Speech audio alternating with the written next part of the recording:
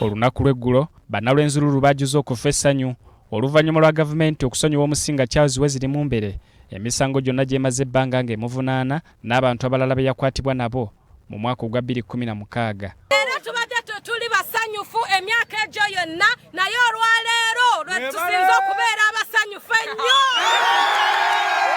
Omusinga okuva lwe yakwatibwa abadde taddangamu kuwuba lubu lwa kigere mu bitundu by'e Kasese era nga n'olubiri lwe lubadde lwazikadda nga nsiko yeekwaniriza. Tulina essanyu lingi nnyo kubanga mu Kasese eno tubadde tutandise kufuna ebintu olaba amataba abantu kwetta entalo ezitawedde lwakuba nti Rwenzururu yabadde terina kabaka waayo. Era ffe ab'e Kasese twaniriza Omusinga waffe ne maama era n'abazira bonna.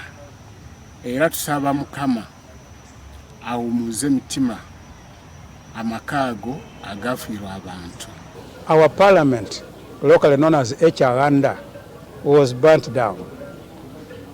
We lost a regalia house, a house that hosted our regalia, equipment, items, cultural equipment and items which we used to use for various ceremonies. Okusinziira ku bakwatibwako ensonga, bannalw'enzururu essanyu balina lyamu okiwagonja era bategeezezza nga bwe bagenda okukola obutaweera okulaba nga baddamu okuzigula olubiri olujjudde kati ensiko era nga mu kiseera kino lwetaagisa obuwanana bw'ensimbi. Let's mention that the current palace site is inhabitable.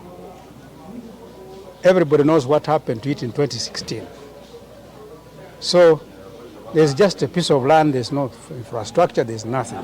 Bano era bagamba nga bwe kiri nti nannyini mufu yakwata ewawunya bakola ekisoboka kyonna nga bakwatira wamu okulaba nga bazzaawo ekitiibwa ky'abakonjo wabula ne basaba gavumenti okubakwasizaako ku ddiimo lino.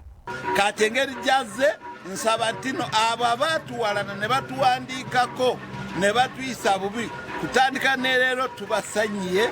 Ekikulu kiri nti nno tuddeŋŋane tukolere wamu ate nsaba bannalw'enzururu bonna basonde ettaffaali tuzimbe ekifo kya bwakabaka bwaffe. Omutima weguli, omwoyo weguli, nga tukwatanisa ne gavumenti yaffe tujja kuzimba palace. Era tusaba gavumenti etekemu amaanyi agasinga agaffe kubanga ekintu kino kya bwangu nnyo. Omubaka w'ekitundu kino mu palamenti Kambale Ferigo ategeezezza nga Omusinga bajja okudda mu lubiri lwe oluvannyuma lw'okuddaabirizibwa kubanga mu kiseera kino nsiko yejjudde mu lubiri n'agamba nti ensimbi nnyingi ezeetaagisa okukola omulimu gw'okululongoosa. It has been abandoned for many years, for close to 7 years. The place is bushy. Number two, the problem, there was bloodshed that took place in that place. Culturally, it is a place that is in isolation. So I don't think it is right to have the king come and just go and say he stays in such a place.